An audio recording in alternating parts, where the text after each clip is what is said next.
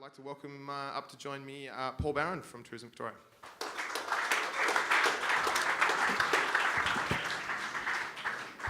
That one? Thank you.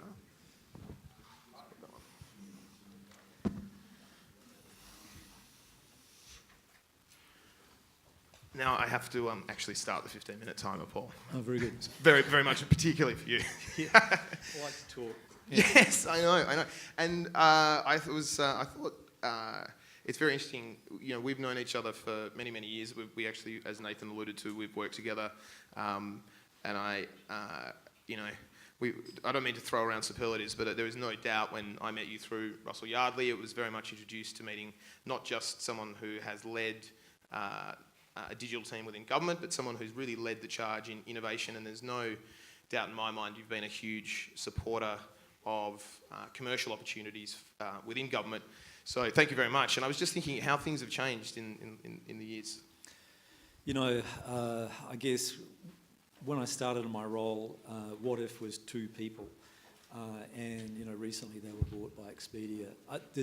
I've been fortunate. I've worked in a fun industry, travel and tourism, at a time of tremendous change and disruption.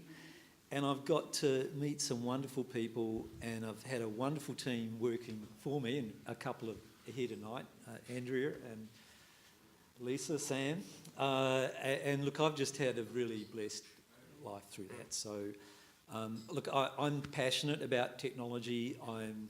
I love to try and make a difference, and I like to enable people to be successful in my life. That's what excites me. So, you know, 20 years ago or so, I had my own .bomb, so I know what it's like to be in a startup and to fail. So I love the startup community, and I'm always up for a coffee when somebody's got a new idea. So I always thought Tourism Victoria was quite a different organisation to other government bodies willing to have the door open. Can you maybe elaborate over your role and what is Tourism Victoria's function really in the tourism industry?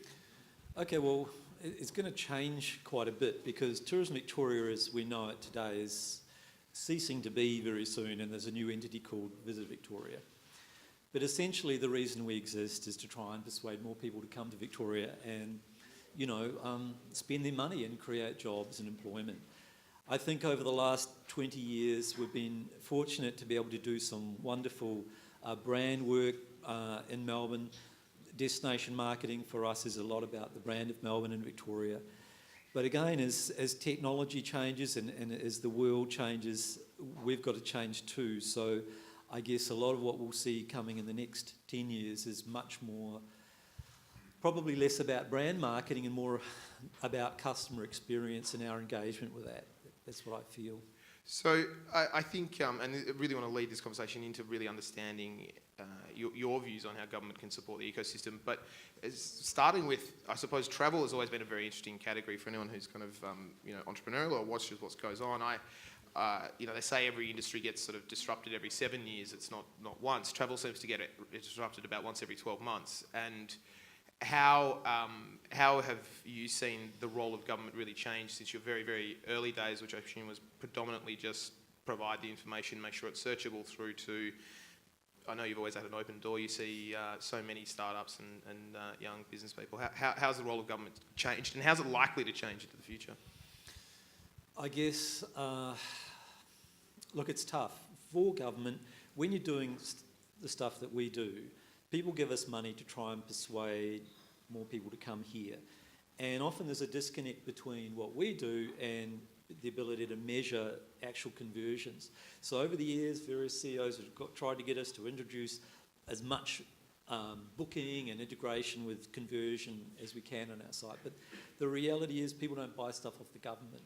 So the role of government really is to enable the private sector to be successful and get out of their way and act in areas of market failure. So that is exactly, I suppose, and I hope not to do us out of a job, although we did just launch a major project, so I'm glad that's finished before I say this. Successful. Don't you think, is it possible that money is arguably in better hands, maybe in better hands if it was in the hands of young, innovative startups and I just want to contextualise that question. I suppose there's a mandate to support private industry, but typically the view, I assume, of that is the caravan parks, the hotel operators, the transport operators, etc., etc. Could you imagine a future where that mandate is actually supported to the other side, which is actually about enabling the private sector to develop some of the tools that sit within your remit these days? Absolutely. However, with the proviso that it's hard to get everyone to work together in the tourism industry to do one thing. So, I mean, that's where we come in. But I think there's been a shift from the type of activity you've seen. Years ago, we sold stuff. We don't sell stuff. Yeah. So we will be focused, I think, on things like certainly brand marketing, managing the brand for the state, things of that nature, running not running events, but funding events, because, that's the opportunity. But just about everything that's not needed to be done by government will be done by the private sector. Now, how can we get young, starting new companies involved in that? I wish I had an easy answer for that, but I think it's a great idea. I think that's what Pradeep's supposed to make happen, isn't it? Yes, he was saying that government soon might not exist in the same level, so I better start thinking of some ideas for that. So I want to actually just touch on something, a dry but important topic, and it's interesting. So we just finished a project that was which we ran an Agile team, yep. Which was co-located, and obviously Agile and government, not only in the little a Agile sense, but also in the capital A Agile, particularly when it comes to procurement, not an easy task. I'll start by saying, and I actually don't know the answer to this question, how did you manage to manage stakeholders to get a contract through that was going to run Agile? Look, I think the way we run our contracts, or in my team, is a little bit unique in government, but hopefully it'll become more common. So we establish, before we've got any money, we establish a technology partnership relationship. We go to market and we choose the company that against a whole bunch of criteria which we think we can work best with, and there's no money attached to that point. And then usually it's a period where we're actually waiting for money. And then over years we build a trusted relationship with them, and they're a technology partner, and then we get to the point when we work with them when we're working up the requirements.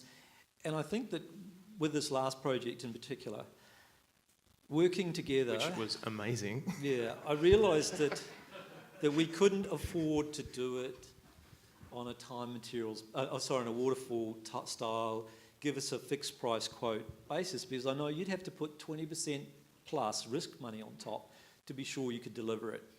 And I didn't have that. And we have a pretty open and trusted relationship. And so what made the big difference for us? So essentially we moved to an Agile model with time and materials.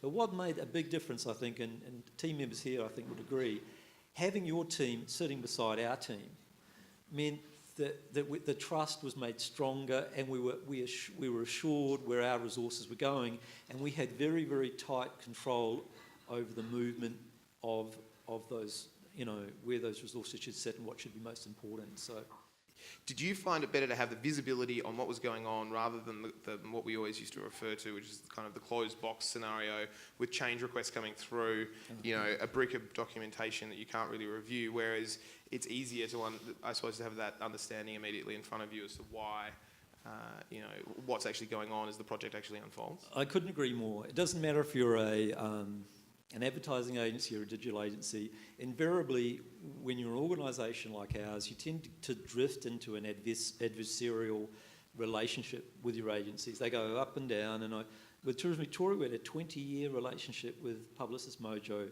and that had ups and downs, and all agencies have that.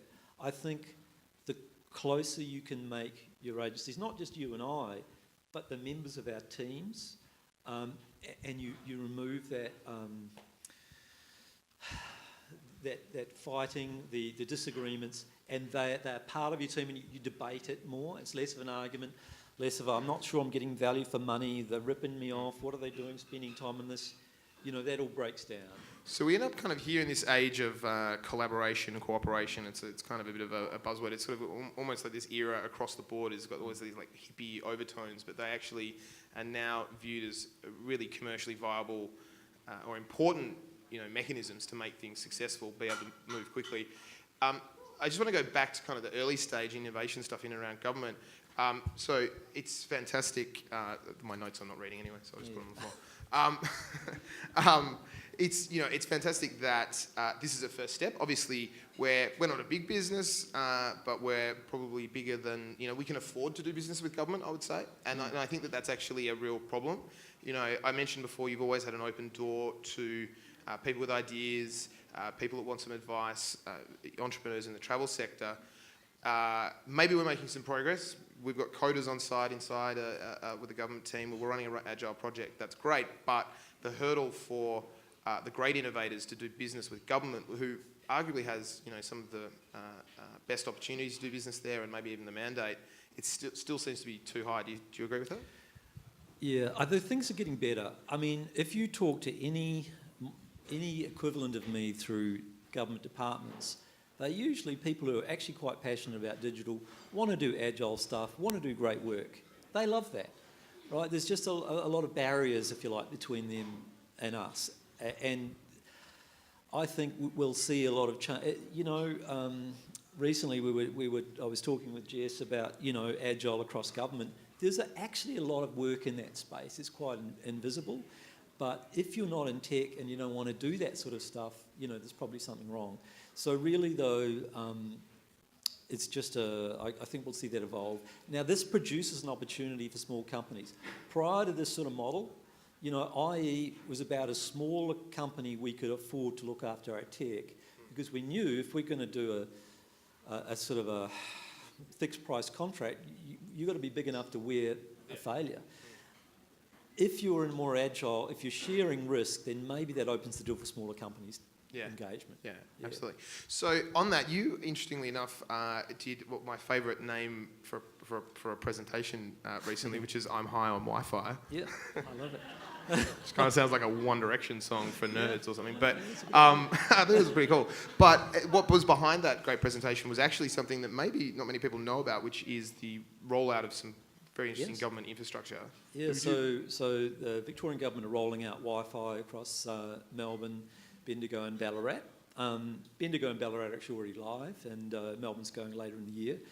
You only have to log in once every 3 days. You can download 250 meg a day. It's a wonderful initiative. There's going to be some really great infrastructure built around the city. It's been a long-held passion of mine. It's taken years and years and years to get to this point. It's sort of the tipping point came when it got into the government's IT strategy, and it was a lot of lobbying to get to this point. So Wi-Fi is rolling out. Now, I mean, the opportunities that presents in terms of engagement, in terms of applications, in terms of all sorts of things, the Internet of Things is going to be wonderful. So because most people are probably familiar with the Telstra rollout, I don't think because it's quite visible on their old payphone boxes, but this is a government-owned piece of infrastructure, and it's predominantly for visitors, although locals will be able to use it? Well, it's not really government-owned. It's originally IONet run the contract, and they've been bought by TPG, and that's slowed things down a bit, but essentially it's a 5-year pilot.